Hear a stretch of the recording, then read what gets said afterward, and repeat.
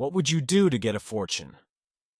This is the story of Vittorio, a young man who pushed the boundaries of morality to pursue his dream of wealth. But as often happens in life, not everything is as it seems, and fate has an unforgettable lesson in store for him. Follow this story to the end to discover how Vittorio's ambitions led him down an unexpected path. If this story intrigues you, be sure to subscribe to the channel for more adventures like this one, and leave a comment with your thoughts along the way.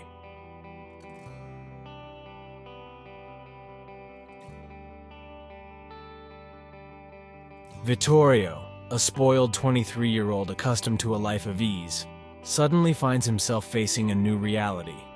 His parents, who have indulged him in every whim, decide to cut his generous pay after he wrecks 3 cars in a year.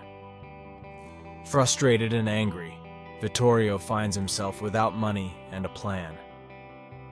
His parents, Paolo and Rosa, hope this will help him mature.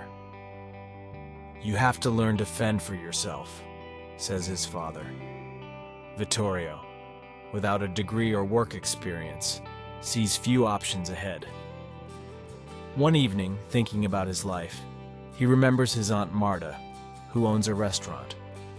Although reluctant to work in such a modest place, he decides to ask for her help. Marta's happy to see him, and after a stern chat, offers him a job in a restaurant. Vittorio, however, does not accept the offer.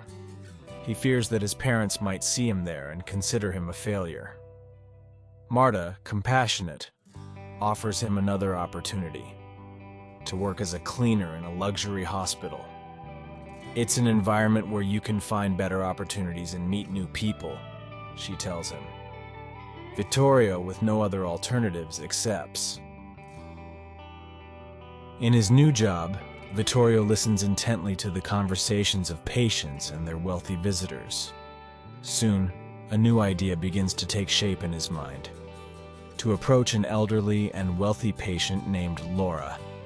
She is a widow and rarely receives visits from her children, but is always accompanied by her faithful butler, Giovanni.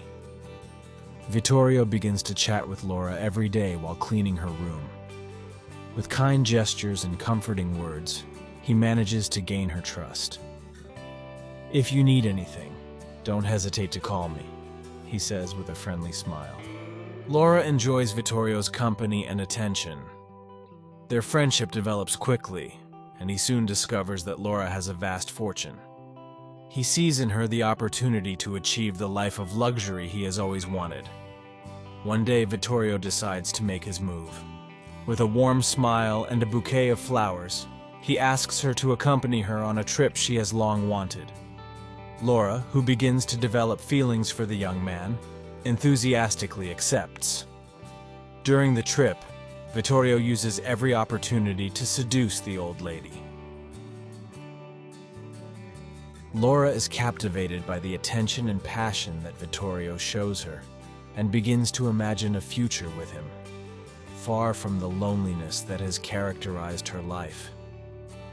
During a special evening, while they watch the sunset on a splendid beach in the Mediterranean, Vittorio, with an emotional tone and shining eyes, confesses to her that he has never met such a special woman, and that every moment spent with her has changed him profoundly.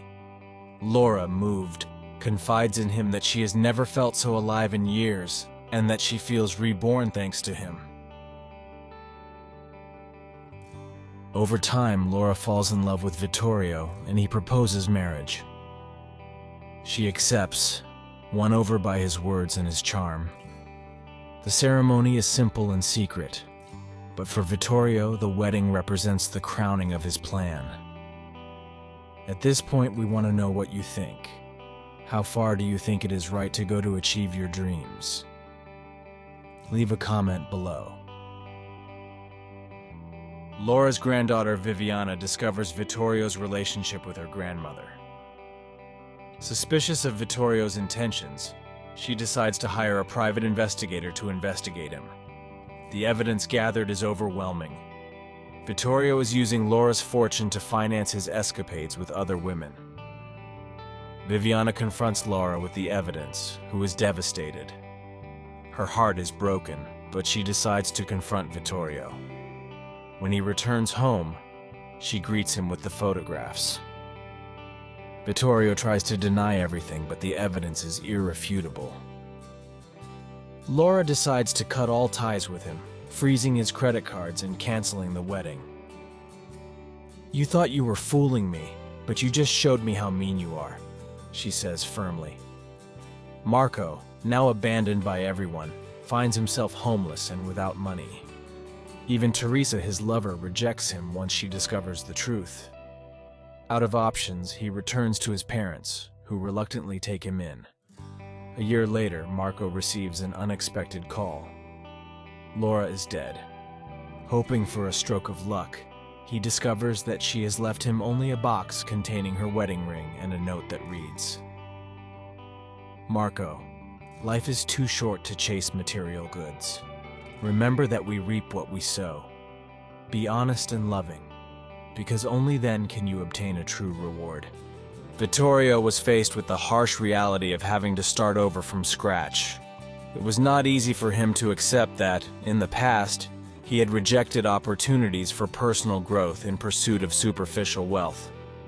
Paolo, his father, offered him a temporary job in their small family business, hoping that hard work and discipline could help his son mature. During the first month, Vittorio found himself reflecting on how blind he had been, watching his parents dedicate themselves to their business with passion and dedication. He began to understand the importance of building something concrete and real, rather than chasing dreams of greatness without a solid foundation. This work, humble but honest, gave him the opportunity to begin rebuilding his sense of self-worth.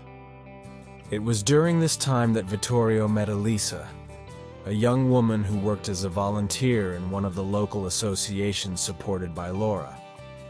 Elisa was kind and genuine, and her values mirrored those that Vittorio was beginning to rediscover in himself. Through their conversations, Vittorio began to see a new kind of wealth, one based on integrity and building authentic relationships. Driven by a desire to redeem himself, Vittorio began to dedicate time to volunteering, inspired by Elisa's work. He discovered that helping others not only helped him distract himself from his regrets, but also gave him a new perspective on life. This commitment allowed him to rediscover the joy in giving rather than taking, and for the first time he felt he had a real purpose.